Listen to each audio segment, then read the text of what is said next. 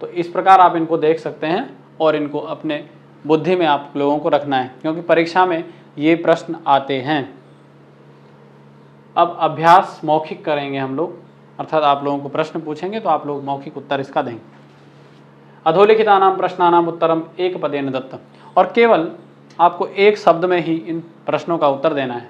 पहला प्रश्न है, गृहं परित्यज्य ब्राह्मण पुत्राः प्रथमं कुत्र गताः, है ना। प्रश्न क्या है, गृहं परित्यज्य, घर को छोड़ करके, ब्राह्मण पुत्राः, ब्राह्मण के जो 4 पुत्र थे, वो प्रथमम कुत्र गताः, वो पहले कहाँ गए, है ना। तो कहाँ गए भाई, तो प्रथमम कुत्र गताः, तो आपको पता है अवंतीम गताः, प्रथमम ते अवंतीम प्राप्ताः, ऐसे था ना। तो अवंतीम गताः, तो आपको केवल उत्तर लिखना है अवंतीम। आगे बढ़े। दूसरा प्रश्न है, योगी भैरवानंदः तान किम अर्पयत, योगी भैरवानंद उनको क्या अर्पित करता है, वो क्या देता है उनको, बोलिए। सिद्धवर्ती चतुष्टयम, ये था। तो योगी भैरवानंद जो था उसने उनको सिद्धवर्ती चतुष्टयम दिया, अर्थात कुछ सिद्धवर्तियां उनको दी, 4 प्रकार की सिद्ध पोटलियां। आगे ग प्रश्न है, ताम्रस्य अनंतरम तेन किम प्राप्तम, ताम्र के बाद उस भाई ने क्या प्राप्त किया, अर्थात तांबा पहले भाई ने प्राप्त किया, उसके बाद जो दूसरा भाई था उसने क्या प्राप्त किया, तो आपको पता है तांबे के बाद रुप्यम ऐसा मिला था, है ना। तो रुप्यम, आप रुप्यम लिख दीजिए, रुप्यम अर्थात चांदी।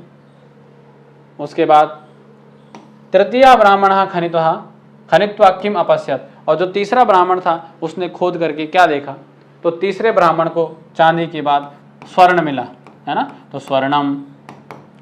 आगे अंतिम प्रश्न है, अतिलोभाभिभूतस्य जनस्य मस्तके किम भ्रमति, बहुत बार आपको बता दिया है, और क्या उसके मस्तक पे भ्रमण कर रहा था, घूम रहा था, आपको पता है। तो अतिलोभाभिभूतस्य, अत्यधिक लोभ करने वाले के जन के मस्तक पर क्या घूमता है, आपको पता है चक्रम, है। आगे बढ़े। संधि विच्छेदम कुरुता, अब आपको संधि विच्छेद करना है। इतश्चेतश्च किंचिन मात्रम त्रयोप्यग्रे समुद्रादन्यः तयोरपि, तो इतश्चेतश्च, तो इतश्च प्लस इतश्च, है ना, यहां पर क्या हो जाएगा, गुण संधि, और इतः च यहां पर क्या हो जाएगा, विसर्ग संधि, हुआ कि नहीं। इतः प्लस च, इतश्च बन जाएगा। किंचिन मात्रम, तो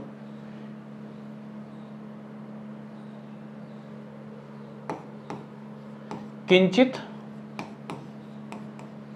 प्लस मात्रम, तो के स्थान पर ना हो जाता है, इसको व्यंजन संधि कहते हैं।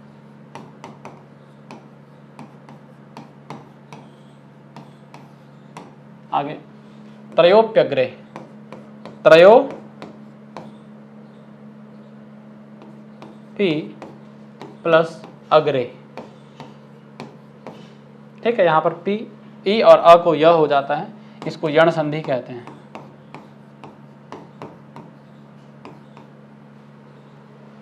त्रयोपी जो है यहां पर, ये जो अ है, यहां पर भी एक संधि होती है, त्रयः अपि, इसको पहले त्रयोपि बन जाता है ऐसा, फिर उसके बाद अग्रे आके त्रयोप्यग्रे बन जाता है।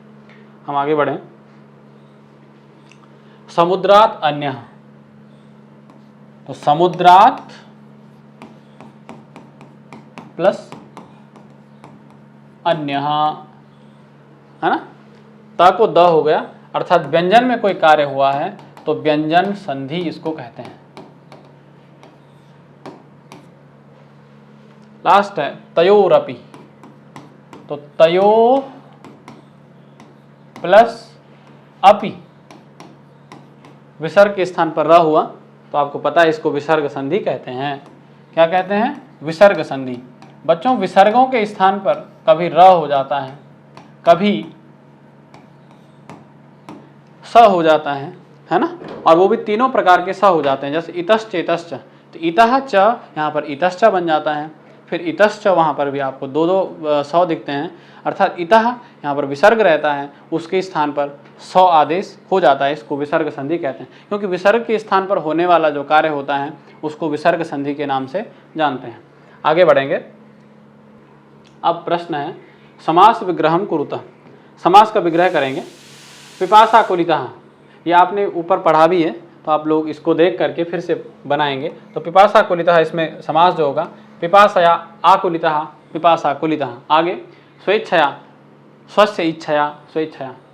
कृतस्नानाः, कृतं स्नानं यैः ते कृतस्नानाः। फिर बंधु मध्ये, तो बंधूनां मध्ये बंधु मध्ये। धनाप्तिः, धनस्य आप्तिः धनाप्तिः, है ना। आगे बढ़ेंगे। ये मौखिक प्रश्न है बच्चों, तो आपको इसको एक बार ऊपर से पढ़ करके फिर वही आपको प्रश्न यहाँ पर पूछे जाते हैं जो आपने इससे पहले पढ़ लिए हैं, है ना, तो आपको इसमें ज़्यादा परेशानी नहीं होगी। और आगे बढ़ते हैं। तो प्रकृति प्रत्यय विभागम कुरुतः, अब आपको प्रकृति और प्रत्यय का विभाग करना है। जैसे आपको इससे पहले हमने प्रकृति और प्रत्यय का विभाग बताया था। प्रकृति मतलब होता है शब्द अथवा धातु, प्रत्यय मतलब होता है शब्द और धातु के बाद अंत में जुड़ने वाला जो एक विशेष उच्चारण वाला वर्ण होता है उसको प्रत्यय कहते हैं। जैसे आपने कृतम ऐसा शब्द सुना, कृतम, तो क्री जो है ये पहला है और त अंत में जो तम है यह प्रत्यय है, और क्री जो पहला है इसको प्रकृति कहते हैं, अंत वाला जो तम है इसको प्रत्यय कहते हैं। इसमें कौन सी प्रकृति है कौन सा प्रत्यय है, इस प्रकार का विवेचन होता है। जैसे यहाँ पर प्रकृति प्रत्यय का विभाग करना है। प्रणम्य, यहाँ पर प्रकृति कौन होगी, तो जो यह है लास्ट में ये प्रत्यय होता है, इससे पूर्व वाला जो कार्य है ये प्रकृति कही जाती है ना। तो प्र उपसर्ग पूर्वक नम धातु से ल्यप प्रत्यय करके ये शब्द सिद्ध होता है। आगे परित्यज्य, तो परि उपसर्ग पूर्वक त्यज धातु से ल्यप प्रत्यय करके परित्यज्य रूप बनता है। ये मौखिक रूप है इसलिए आपको लिखा नहीं रहे हैं, ठीक है। आगे बढ़े। आदाय, तो आंग उपसर्ग पूर्वक दा धातु से ल्यप प्रत्यय करके आदाय शब्द बनता है।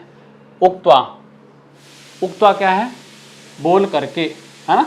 तो यहाँ पर वच धातु से त्वा प्रत्यय करके उक्त्वा बनता है।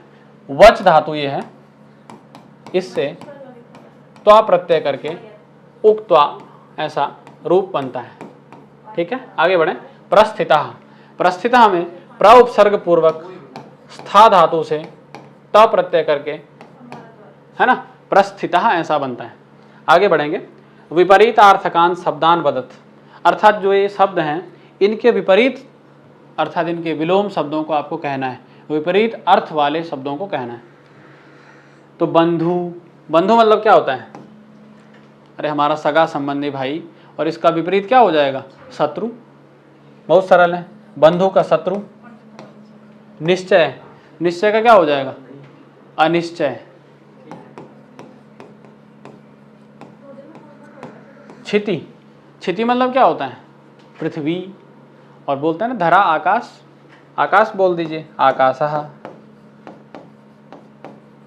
आदाय, आदाय मतलब ग्रहण करके, और इसका विलोम क्या हो जाएगा, दे करके, तो प्रदाय। अस्माकम मतलब हमारा, और इसका विपरीत तुम्हारा, तो अस्माकम का विपरीत होता है युष्माकम, ठीक है। आगे बढ़ेंगे।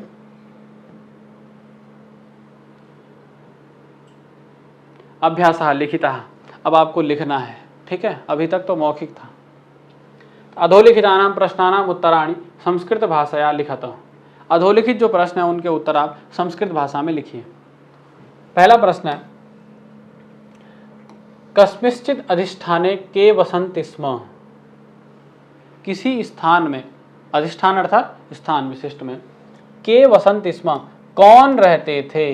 और आपको बच्चों एक ध्यान देना है, जैसे हम यहाँ पर एक पद से उत्तर नहीं है, फिर भी जहाँ पर आपको प्रश्नों के उत्तर देने हैं, जहाँ जो प्रश्नवाचक जो पद होता है उसको हटा देना है और वहाँ पर उसका उत्तर लिखना है। बाकी संपूर्ण वाक्य को वैसे ही वैसे लिख देना है, आपको याद करने की आवश्यकता नहीं होगी। जैसे मैं आपको एक उदाहरण समझाऊँ, कस्मिंश्चित् अधिष्ठाने के वसन्ति स्म। इसका प्रश्न का अर्थ है कि किसी अधिष्ठान में, किसी स्थल विशेष में कौन निवास करते थे, अर्थात कौन, इसको हटा देना है और यहाँ पर इसका उत्तर आ जाएगा और बाकी वैसे ही लिखना है। तो हम लिख देंगे कस्मिंश्चित्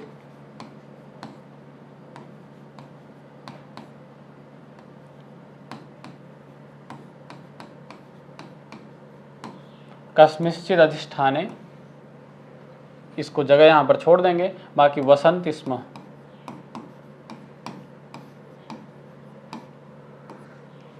है ना। अब इसका जो उत्तर होगा बस केवल इस के स्थान पर आ जाएगा, क्योंकि प्रश्नवाचक शब्द हैं, इसको हटा देंगे तो उत्तर बन जाएगा। उत्तर क्या हो जाएगा? चत्वारो ब्राह्मण पुत्राः, यही था, चत्वारो ब्राह्मण पुत्राः।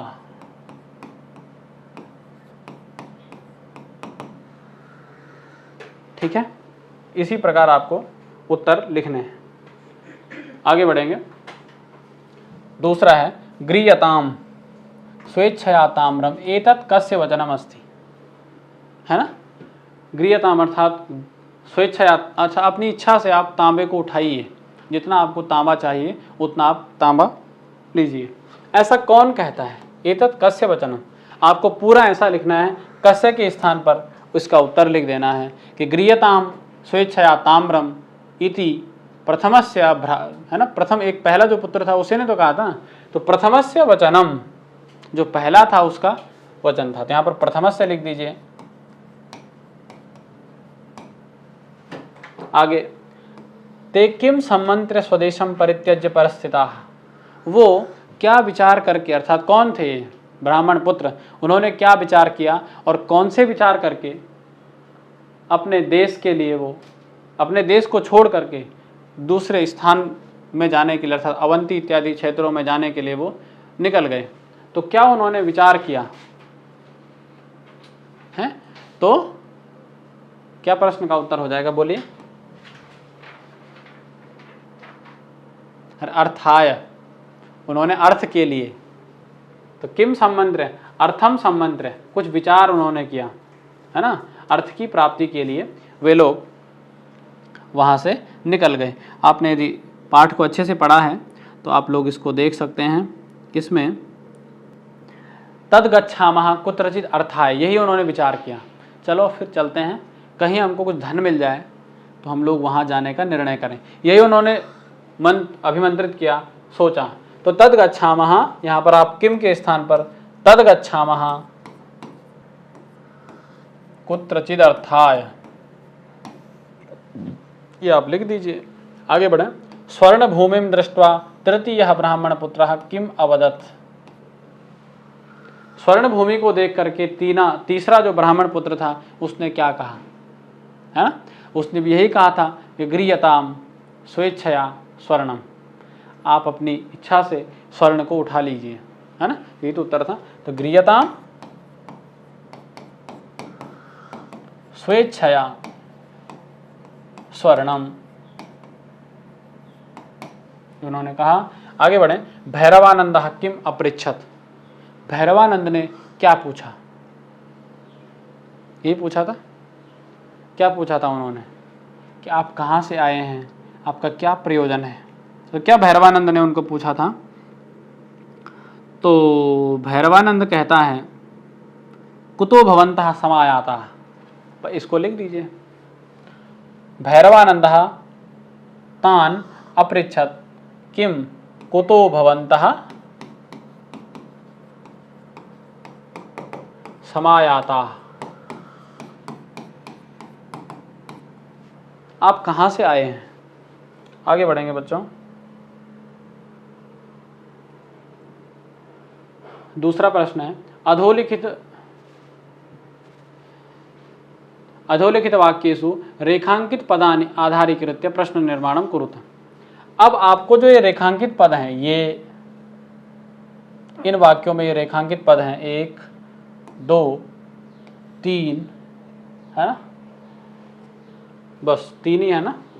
इन 1 2 3 4 5, इन पांचों में से इन रेखांकित पदों का, जहाँ पर इन रेखांकित पदों को किया गया है, उनको आधार बना करके आपको प्रश्न निर्माण करना है। तो प्रश्न निर्माण कैसे होता है, आपको मैं बताया था कि उत्तर हम उस प्रश्नवाचक शब्द को छोड़ करके क्या करते हैं, वहाँ पर उत्तर लिख देते हैं, और जो उत्तर होता है उसके स्थान पर आप प्रश्नवाचक शब्द लिख दीजिए और पूरा वैसा का वैसा लिख दीजिए, उसका बिल्कुल विलोम, उसका अपोजिट आपको लिख देना है। कैसे, ते चापी दारिद्र्योपहता मंत्रम चक्रुः, ये है ना, यहाँ पर मंत्र के स्थान पर आपको प्रश्नवाचक लिखना है, बाकी आपको सेम ऐसे ही लिख देना है कि ते चापी।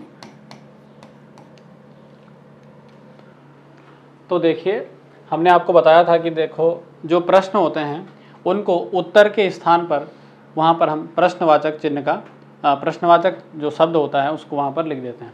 तो ते चापी अर्थात वे दारिद्र्योपहता अर्थात दरिद्रता से जो बिल्कुल दरिद्रता के शिकार बने हैं, उन्होंने किया, क्या किया भाई, तो यहाँ पर आप मंत्रम चक्रुः है ना, कुछ उन्होंने विचार किया, आप करेंगे किम चक्रुः, बस प्रश्न निर्माण होगा। ठीक है, आगे बढ़ेंगे। बंधु मध्य धनहीन जीवितम न वरम, है ना, इसको तो इन्होंने अंडरलाइन किया ही नहीं, तो इसको आप छोड़ दीजिए। आगे बढ़ेंगे। अथ किंचित मात्रम गतस्य अग्रेसरस्य वर्ति ही निपतात। अथ अर्थात इसके बाद, किंचित मात्र अर्थात कुछ समय ही समय में, गतस्य अर्थात जो आगे बढ़ा था, अग्रेसरः उसका अर्थात अग्रेसर था उन चारों भाइयों में जो आगे आगे जाने वाला था, उसकी जो वर्ती थी अर्थात जो उसका जो पोटली थी, सिद्ध पोटली थी, वह गिर गई।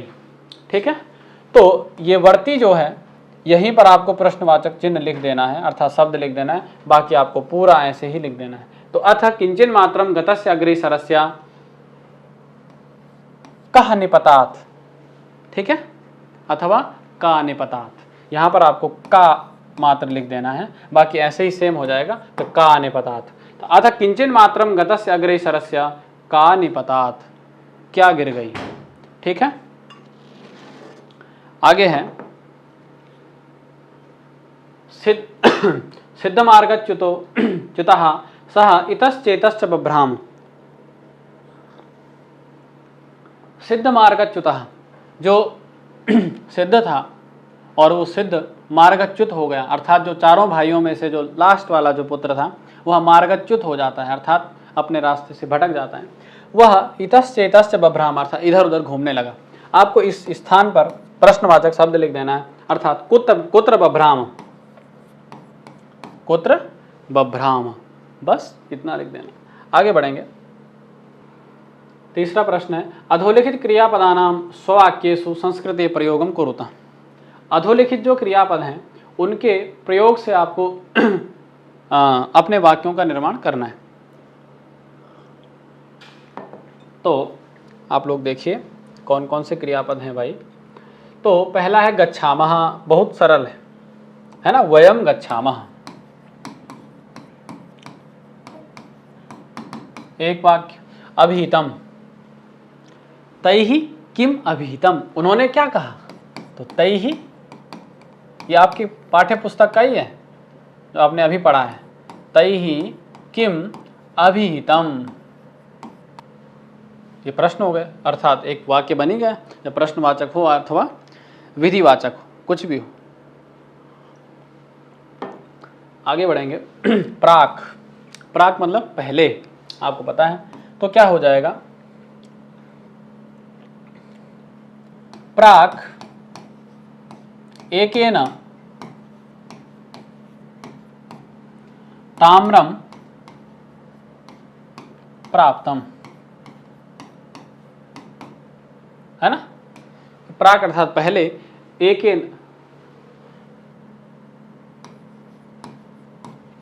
अर्थात एक जो था भाई उसने तांबे को प्राप्त किया। सबसे पहले भाई ने तांबा प्राप्त किया। दूसरा तिष्ठसि, अर्थात ये जो क्रियापद है ये मध्यम पुरुष एक वचन का है, अर्थात जब हम अपने सेकंड पर्सन को बोलते हैं तो उसमें मध्यम पुरुष का प्रयोग होता है। जैसे हमने कहा त्वम गच्छसि, है ना, तुम जाते हो, ऐसे यहाँ पर क्या हो जाए, त्वम तिष्ठसि, तुम बैठते हो, बहुत सरल है, तो त्वम तिष्ठसि लिख दीजिए, त्वम तिष्ठसि, बस इतना ये वाक्य बन गया। आगे बढ़ें। उक्त्वा, उक्त्वा अर्थात कह करके, तो किम उक्त्वा सह गतः, क्या कह करके वह चला गया। कोई भी हो, हमको क्या मतलब, आपको केवल वाक्य बनाना है ना। वाक्य आप बना देंगे, आपकी पाठ्य पुस्तक में ऐसे वाक्य आपको अनेकों मिलेंगे।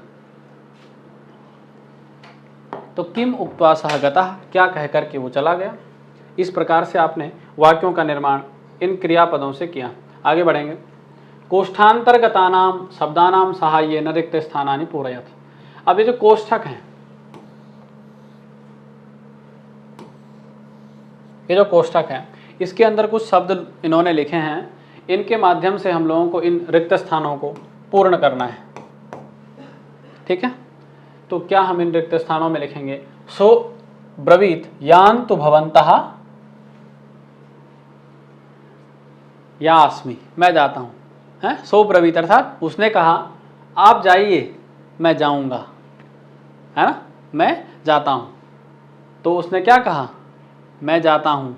नाहम अग्रे यास्मि, मैं आगे नहीं जाता हूँ। ठीक है, तो यहां पर हो जाएगा नाहम अग्रे, पहला हो जाएगा नाहम अग्रे।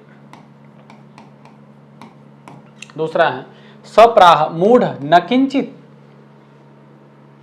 हे मूर्ख तुम कुछ भी, अर्थात नहीं जानते हो, तो वेत्सी हो जाएगा। क्या हो जाएगा, वेत्सी। मूढ़ प्राह, सप्राह मूढ़ न किंचित वेत्सी। आगे अथासो यावंतम खनति तावत ताम्रमयी भूमि, है ना। तो अथासो अर्थात इसके बाद उसने जितना, जहां तक खना खोदा वहां ताम्रमयी भूमि निकल गई। अर्थात उसने भाई क्या खाना, तो प्रदेशम, है ना, तो प्रदेशम यहां पर हो जाएगा। अर्थात उसने जितना प्रदेश खोदा उतनी तांबे की भूमि निकल गई। आगे तृतीय यथेच्छया गृहीत्वा निवृत्तः, और तृतीय ने अपनी इच्छा अनुसार उसको जितना चाहिए था उतना ग्रहण करके वो निवृत्त हो गया, है ना। तो क्या ग्रहण करके भाई, तो तृतीय भाई ने क्या प्राप्त किया था, पहले ने तांबा प्राप्त किया, दूसरे ने रुपया अर्थात चांदी प्राप्त किया, तीसरे ने सोना प्राप्त किया। बहुत सरल है। तो स्वर्णम, यहां पर क्या आ जाएगा, स्वर्णम। तो तृतीय यथेच्छया स्वर्णम गृहीत्वा निवृत्तः। आगे नूनम अतः परम भविष्यन्ति, निश्चित रूप से इसके बाद होंगी। क्या होंगी, तो अब तो एक ही बता है, इसको आप लिख लीजिए, रत्नानि।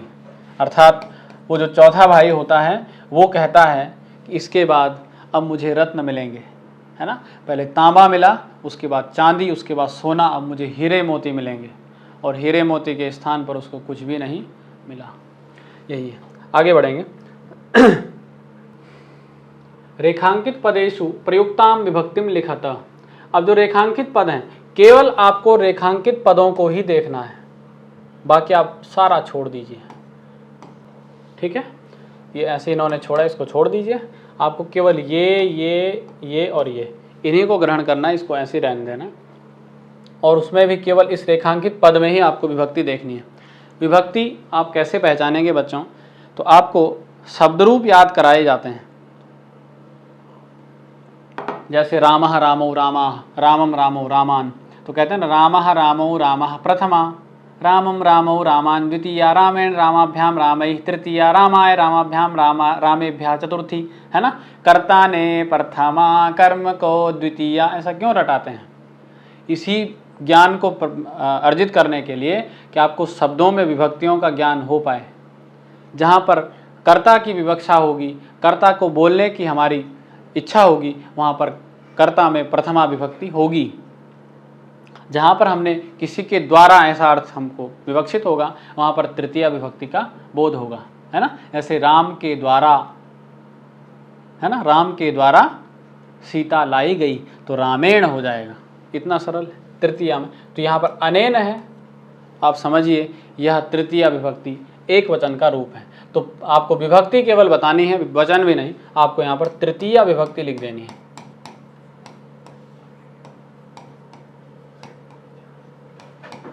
बस ठीक है। आगे रामस्य, रामस्य मतलब जो रामस्य है यहाँ पर षष्ठी विभक्ति का रूप है ना। ये तो राम शब्द आपको प्रायः याद होगा, एक बार हम भी बता देते हैं। रामः रामौ, जैसे मैं बोलूँगा आप इसको बोलने का प्रयास कीजिएगा और इसको एक बार लिख भी लीजिएगा, ठीक है। बहुत बार आपने इस शब्द को देखा होगा, अथवा आपको इसके रूप जो हैं आपको गूगल में मिल जाएंगे, कहीं भी आप राम शब्द के रूप यदि लिखेंगे तो पूरे आपको मिल जाएंगे, ठीक है। हम भी आपको कभी बता देंगे लिख करके, अभी आप सुन लीजिए।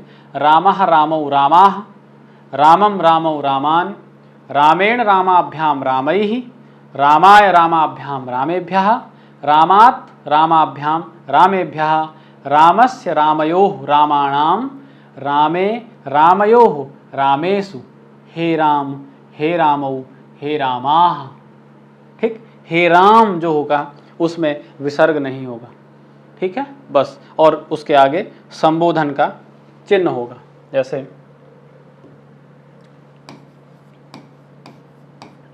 हे राम, है ना। आपने महात्मा गांधी जी का एक वाक्य है हे राम, तो वहाँ पर ऐसे ही लिखा रहता है। ये संबोधन वाक्य है, वो चिन्ह है, अर्थात हम किसी को जब पुकारते हैं संबोधित करते हैं तो हम इसी प्रकार के चिन्हों को आगे लगाते हैं और उच्चारण भी ऐसे करते हैं। प्रिय देशवासियों, मोदी जी कहते हैं ना प्रिय देशवासियों, थोड़ा रुकते हैं, संबोधित करते हैं, ये संबोधित वाक्य होते हैं, शब्द होते हैं। इसी प्रकार ये जो रामस्य है ये षष्ठी विभक्ति का रूप है, तो आपको सीधे लिखना है षष्ठी विभक्ति।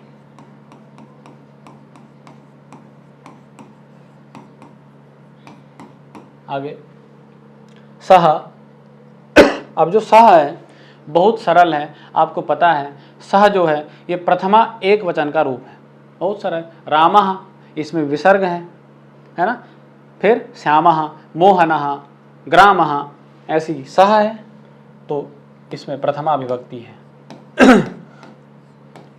आगे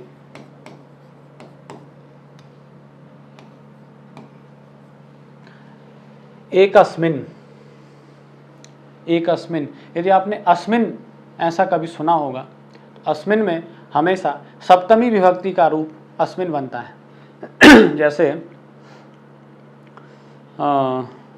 आपने शब्दरूप जब लिखे होंगे कभी भी तो सर्वनाम शब्द कुछ होते हैं, ठीक है, सर्वनाम, जैसे सर्वः, ये सर्व शब्द भी सर्वनाम है।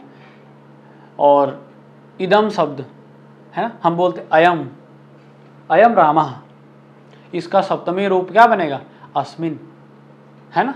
और यहाँ क्या है एक अस्मिन, अर्थात एक में, तो सप्तमी, यहाँ पर इसका सप्तमी विभक्ति का रूप है।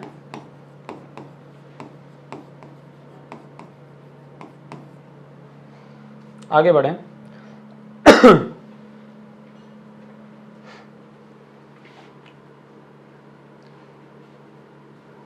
तो बच्चों आज आपकी कक्षा का जो द्वितीय आपका चैप्टर है ये समाप्त होता है, और बहुत अच्छे से हमने आपको परिश्रम पूर्वक यह पढ़ाया, तो आपको भी परिश्रम करना है, ठीक है।